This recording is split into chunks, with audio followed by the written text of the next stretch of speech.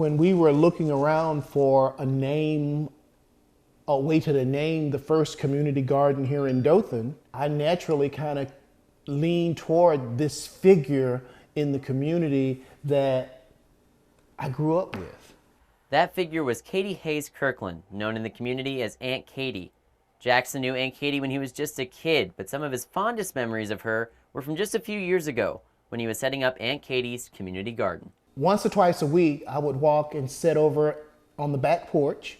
She would be back there most of the time reading the paper, and we would talk about what we were growing.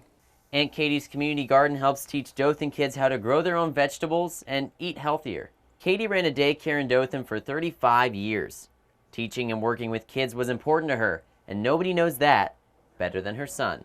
When Michael named the garden after her, it was probably the greatest honor she could ever receive, because she was not a person looking for recognition, anything like that.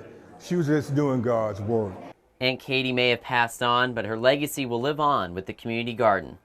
And for any kids who think Aunt Katie is just a name for the garden, her son will be there to tell them all about the woman it's named after. And the kids were over there from one of the school groups, and they were just talking to some of the people about, is it a real Aunt Katie? They said, yeah, there's a real Aunt Katie. They thought it was just the name. And so they said, where does she live? They said, right there, y'all want to meet her. And so they went across the street and they met her, and they took a picture with her. And that was the very last picture that she took. In Dothan, Zach Wilcox, WTVY, your hometown news leader.